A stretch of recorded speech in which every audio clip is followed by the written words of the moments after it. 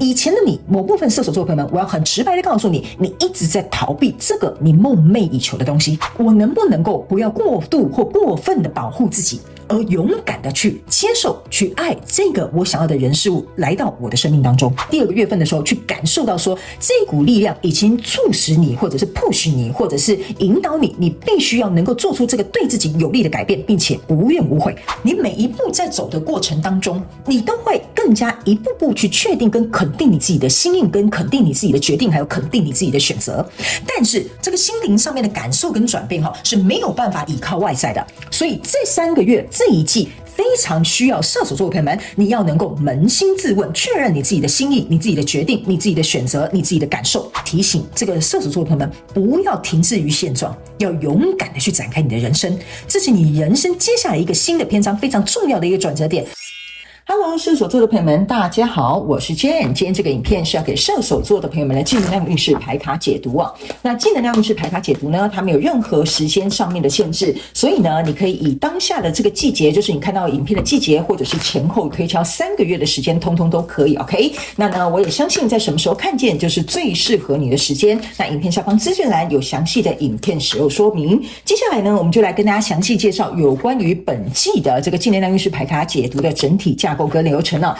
首先呢，我们正能量运势牌卡解读分为上下半场。上半场的部分呢，我们会来跟大家分享有关于各个月份的能量场啊的一个呈现的一个现状。接下来呢，我们会来跟大家分享有关于这一季你在各个月份呢心灵上面呢会经历哪些转变，以及呢本季呢你有哪些占有优势的地方跟需要加强优化的这个部分，好吗？那最后接下来我们就会进入到下半场的延伸牌卡解读。那下半场的延伸牌卡解读呢，我们会来跟大家分享在每个月份呢我们上半场所说的这些能量场的这个现状，我会请宇宙来用验证牌卡来验证我要传递给你的讯息内容。第二个部分呢，我们会来看看呢在你的心灵正处于哪一个蜕变的阶段。那第三个部分，我们会来看看你目前有卡关或需要突破的盲点在哪里，以及呢我们也会来看看在这一季度的过程当中，这一场心灵上面的转变对你灵魂带来的意义跟礼物又是什么。最后我们就会进入大家最喜欢的天使跟宇宙传讯的部分。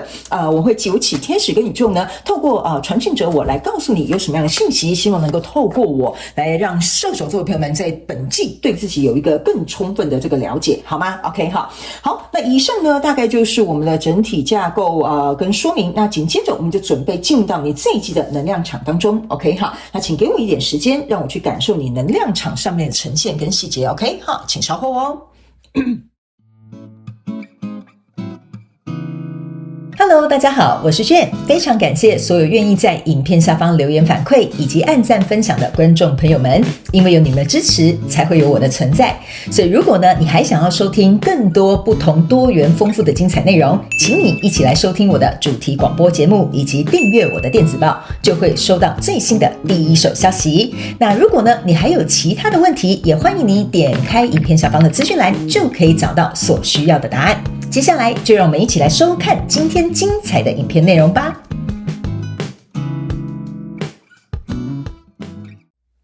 OK， 好的，射手座的朋友们，我先跟大家说明一下哈。等一下我在解牌卡的过程当中呢，我会说这是第一个月份、第二个月份跟第3个月份哈，并不代表今年的1、2月份，而是这个季度的走向哈。第一个月、第二个月跟第3个月，好不好哈？因为每一次还是会有人问，所以我还是会稍微跟大家说明一下。那大家也可以前后稍微挪一下时间，通通都没有问题的。OK， 首先呢，我们先来看在这一季的过程当中的第一个月份呢，你抽到这个牌卡是权杖国王跟圣杯4，然后以及这个命运之轮啊。这3张牌卡呢，不好意思，这个牌卡有点反光哈，但是没有关系，你不用担心哈，我会讲得非常的详细，你不用说这个牌卡一定要看得非常的仔细，好吧 ？OK 哈，好，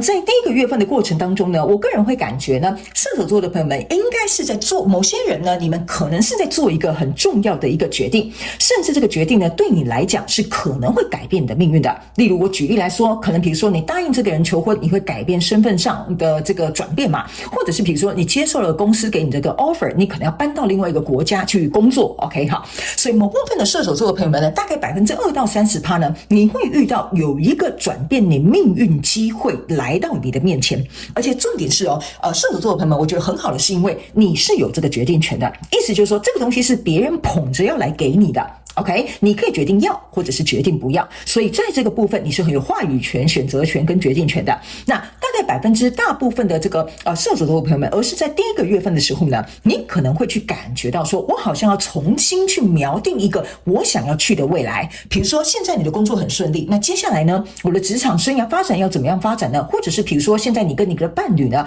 感情还不错，那未来我们该怎么走呢？OK 哈，所以你在思考说我到底该怎么做，怎么耕耘，或怎么样去推动这个跟我交手的相关状况人事物哈。新来的朋友跟你说明一下，我的所有的解牌没有任何的主题，你可以套用在所有你所遇到的人事物关系当中。OK 哈。好，所以呢，等于是大部分的射手座的朋友们呢，你是在思考我要如何去推动。OK， 那怎么样去推动这个过程当中呢？就是所有跟你牵涉在其中的交手相关状况、人事物、事件、梦想或目标呢，它是可以非常开心、快乐，有一个大家都有点像说大家都很满意的一个结果。OK 哈，所以第一个月份，我觉得大部分的射手座的朋友们是在思考，哈，包含那个比较小众的那个射手座朋友们，别人给你机会的，你们都是在思考，都是在琢磨，都是在想，那我到底该怎么样决定、怎么做或怎么样推动 ？OK， 所以我觉得第一个月份呢，比较没有什么太就是怎么说，也不是说没有什么太大的挑战或难题啦哈，因为某部分的人，你们是希望这个跟你交手相关状况人事物在第一个月份出来之后，你希望在第二个月份跟第三个月推动的时候是很顺畅的 ，OK， 所以这边比较给我感觉有点像是在谋略啦、策划啦、计划啦、思考啦，或者是比如说做一个重新调整的一个感觉哈。那某部分的人呢，很小众的射手座的朋友们，我在这边读到一个能量的讯息是，你们某些人是跟德国有关的。比如说你可能要嫁给德国人，或比如说你公司要派遣的或合作的这个合作方可能是德国的厂商 ，OK 哈，这是一个很明显就是一个德国的国旗出现在我的眼前哈 ，OK， 所以呢特别这个非常极小众的这个射手座的朋友们哈，如果你交手人真的刚好是跟德国或德国商品、德国厂商有关的人呢，我个人会感觉这个是会为你们带来一些挑战的。意思就是说，这可能是一个好的机会，但相较之下，它也夹杂着一些挑战，你要去面对的，要去处理的 ，OK？ 所以这个决定可大可小，但是对你来讲一定是会有所成长的。但是你要做好心理准备，这中间可能有一些东西你要去突破，好不好？好，这是一个比较特殊的讯息。那接下来我们进到第二个月份。那在第二个月份的过程当中呢，你抽到的是钱币8，还有第二人牌卡，还有宝剑国王。OK 好，那我刚刚有讲，在第一个月份的时候，射手座的朋友们是属于思考策略，或者是比如说想要怎么样推动，或到底要不要去接受这个好的机会到来。那在第二个月份的时候呢，我个人会感觉这个东西尚未推动。OK 好，尚未推动。那为什么未推动呢？原因是某部分的射手座的朋友们，我觉得你会在这个过程当中呢，由于思考的非常的详细，很害怕出错，或者是完美主义，或者是希望能够怎么样做到最好，所以呢，你会思考很多实际可推动的哈。这个能量场是有点在想实际可推动了，比如说如果我要跟这个人结婚，我有没有存够钱我呢，或者是比如说我有没有做好这个心理上面的准备，我能不能够提供给对方什么？所以你在思考的东西是比较实际的。或者是这个跟你合作的这个人呢，你会去想如果我们两家公司一起合作，那我们彼此之间比如说利益怎么分配，或者是谁应该要比如说占领什么样的角色，那我们的合约应该要怎么样拟定，好，这些都是非常实际的东西呈现在第二个月份当中。所以这边比较有一点点像一个想法，这边比较有点像是好啊，那我们要落地的话怎么做 OK？ 所以第二个月份呢是一个第二人牌卡，在这边就是说你呢在前思后想，左思右想哈，甚至某部分的这个射手座的朋友们，你会觉得你在第二个月份非常的烧脑 OK 哈。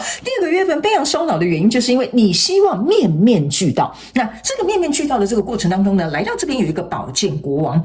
这个宝剑国王给我一个感觉哈，就是说呢，我如果一出手哈，你就要知道有没有哈，所以这一出手有可能是一个大单，有可能是一个大改变，有可能是一个对你来讲很大的挑战，所以你希望能够一战成名哈，或者是说你能够一旦决定了，你就是想要全力以赴，所以这个准备的周期呢会稍微比较长一些，但是呢，我觉得起码第二个月是在一些实质的一些计划啦、行动啦，或等等之类，它开始有一点点苗头出来了。然然后你们可能也正式进入到拟定合约，或者是比如说去谈如果我要去国外帮公司比如说开分公司，我不知道为什么这边有一个开分公司的一个感觉，就是有点像是你要去打头战某部分射手座的朋友们，你有可能会带领或者是代表一个什么团体先去那边当一个先锋，OK 这是一个蛮特殊的一个讯息。所以既然你要成为这个先锋的话，你有很多东西要思考的，比如说公司从来没有接过这个类型的案子，那老板把这个重责大任给你，那你可能要去想我们公司从来没有接这些案子，那我们需要什么样的资源人或者是要想哪些细节。那甚至有某部分射手座的朋友们，你们可能是在做一些标案，那这个标案呢，有可能是你们从来没有碰过的领域，或者是对你比较不熟悉的领域，所以对你来讲，你的实质上面的付出前置的准备就非常非常的重要。OK 所以当这个机会来了，来到第2个月，你觉得你想要一举把它拿下，所以这个前置作业跟这个实质上面的一些考量，会在第2个月份成为你非常非常重要，需要花心思花精力去付出的。OK 那来到第3个月份呢，你抽到的这个是圣杯7跟圣杯8，还有这个宝剑9。OK 我个人会认为这个你想要去推动的东西我觉得在第3个月份的时候是非常有趣的一件事情，就是这边呢射手座朋友们，我先跟你讲为什么我会想笑的原因，就是说你因为太想把这件事情做好了，或太想要求完美了，或想要力求成功这件事情来到第3个月份，你可能会给自己一个非常非常大的一个压力。OK， 非常非常大的一个压力，但是你会发现在第3个月份，这个压力对你来讲也会有另外一个不错的结果。为什么？我解释给你听在第3个月份的时候呢，因为你在这边琢磨，在这边思考，在这边推动，在这边想东上下左右东南西北都跟你想这些细节都想破头了。OK， 但是来到这里的时候，这边有一个圣杯7，这个圣杯7给我有一个感觉，就是说我突然发现我对于这个案子，或者是对于这个计划，或对于这段关系，我突然发现有好多潜力，好多想法，好多走向。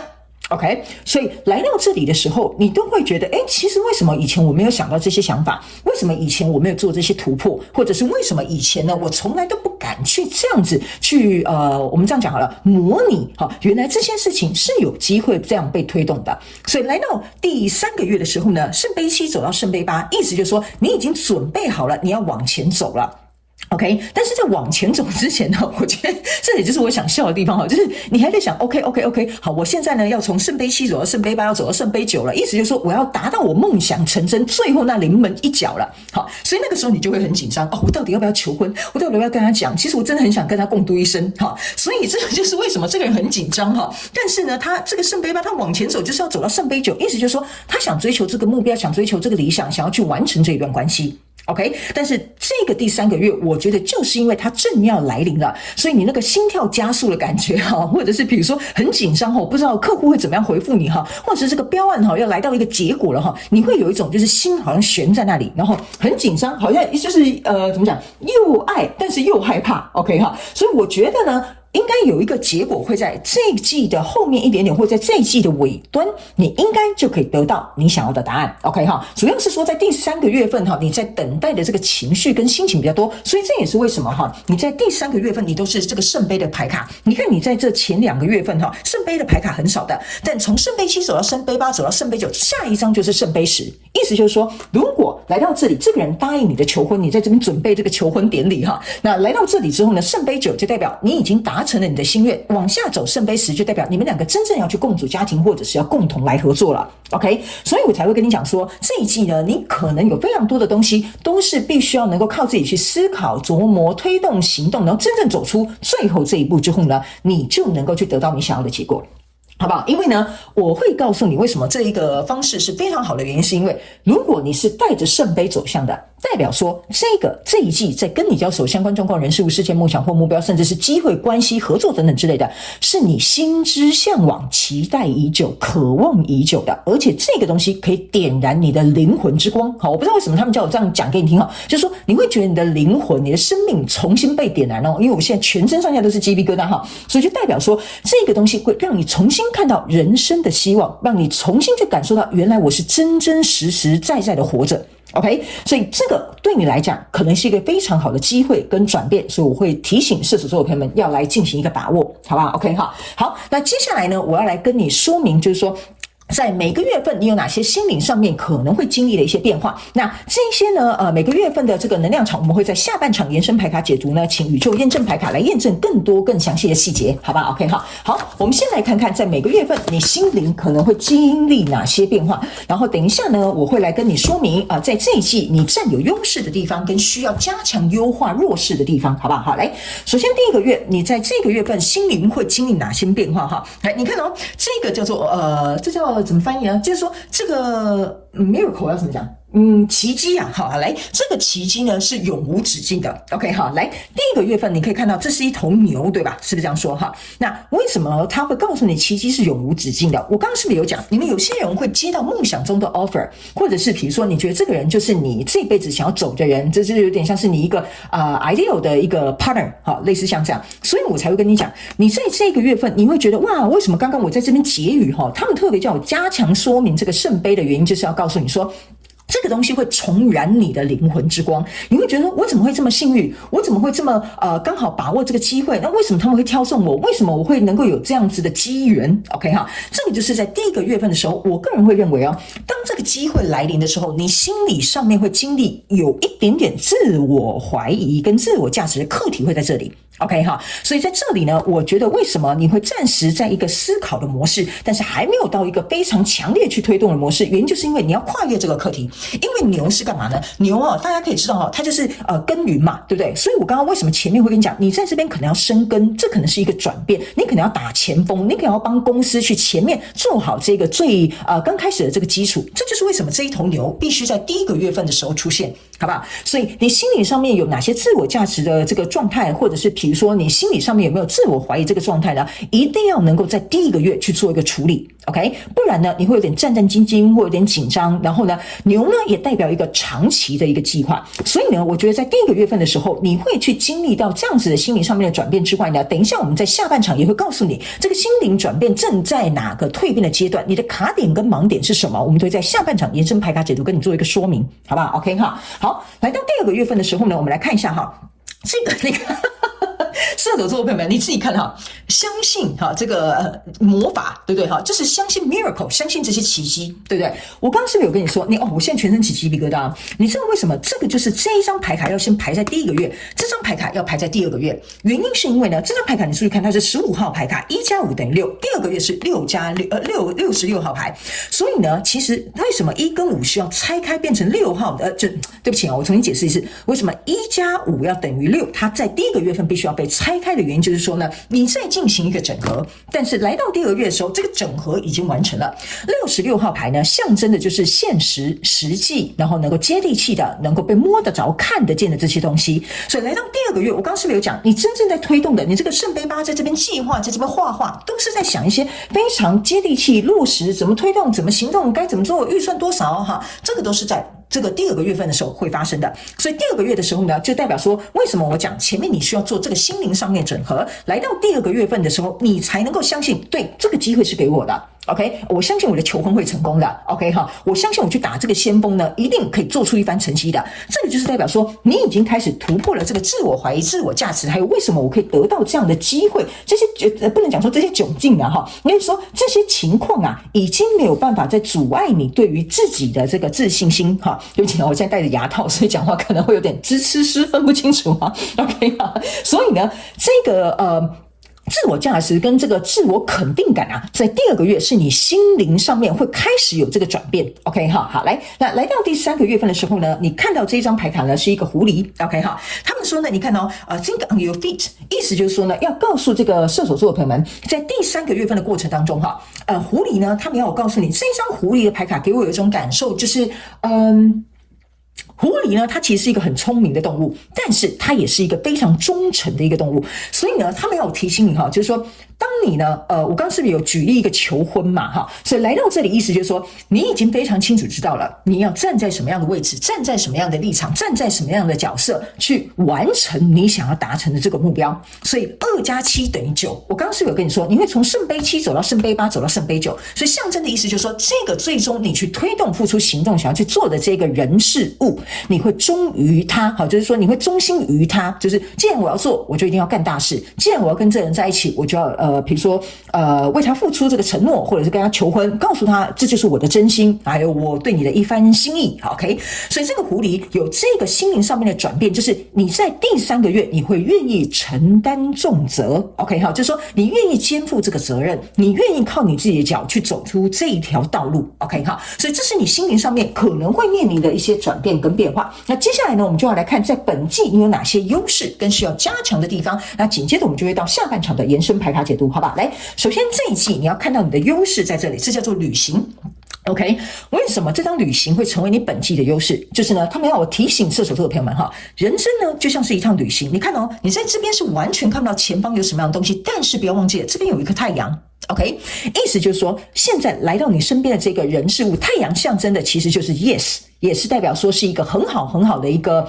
怎么讲开展，或者是这是一个光明的一个道路的含义。OK， 所以你的优势就是说这一条旅行的这一条道路啊，是你势必要走过去的。但是呢，你可以注意看哈，这个旅行的这张牌卡呢，它是8号牌卡。8号牌卡象征的就是无极限，意思就是说，如果在这一季靠近你的这个人事物，你愿意好好的走上这一条道路，好好去发展，有正面的思考，并且看着太阳引领你朝向那个地方，你能够愿意去突破，并且积极的去行动的话，这一趟旅行呢是可以有一个无限正向的延伸。OK， 所以这是你的优势。可是他们说呢，这个优势要靠射手座的朋友们，你自己心里本身要是这样子想。比如说你是紧张、害怕跟焦虑，那你就没有办法跟这个太阳进行一个对齐，就是这个正面积极的能量去做一个对齐。然后这一趟旅程呢，是你势必要走上的这一趟旅程。所以你在这一趟旅程里面他们要我补充一下，你去想一下平常我们出去玩的时候，你会带什么比如说你会带钱包啦你会带要出去的行李啦保养品啦，或者是一些急救用品啦，或者是比如说事情要做的一些功课啦，要订的一些饭店啦。他们要我告诉你，这一季你的优势就是在这一趟旅行的过程当中，你要享受它，并且准备它，还有去拥有它，经验它。其实这一季你应该可以去享受这个非常完美的一个蜕变，包含灵魂跟心灵上面感受的这个转变，好不好？来，那接下来呢，我们来看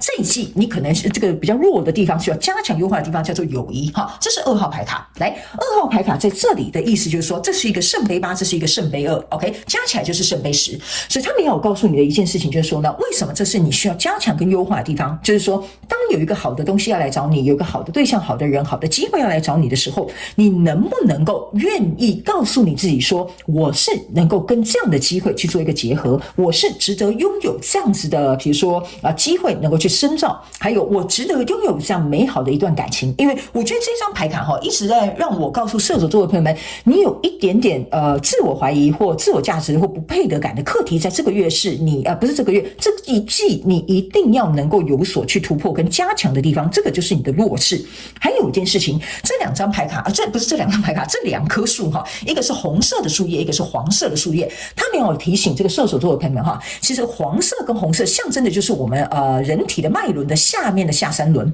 所以这个就代表说你的安全感的课题还有你自己根基的问题你自己对你自己肯定的问题，都会在这一季是需要加强优化的地方，好不好你不要担心这个机会或这个人事物既然会来找你，那就是命中属于你 OK， 但是你有没有能力，那就是要靠你自己，好吧 OK 所以这边呢，以上就是我们的上半场的本季能量运势牌卡解读。接下来我们就要进入到下半场的部分。那在下半场的部分呢，我会用宇宙验证牌卡来验证各个月份更详细的内容，让你能够来了解，并且来详细分析你在心灵上面呢正在处于哪些蜕变的阶段，以及在心灵上面以及现实生活上面到底有哪些卡关或正在突破的一些盲点，还有这一季的这些转变对于你灵魂会带来什么样的意义跟礼物。最后我会当一个传讯者希望能够把这个天使跟宇宙的一个讯息能够传递给你，让你能够有一个更清楚 big picture的画面，让你在这一季能够超前部署，好吗？所以呢，如果呢你也想要一起来参加我们下半场的延伸牌卡解读，延伸牌卡解读的影片连结呢就在我们影片下方的资讯栏 OK 所以欢迎你们一起来加入，以行动来支持我们的频道，好吗那以上就希望能够带给射手座的朋友们一些简单的基础的参考，希望射手座的朋友们可以把握这一季的能量，把这个机会能够好好拿下。那我们就下半场延伸牌卡解读见咯，拜拜。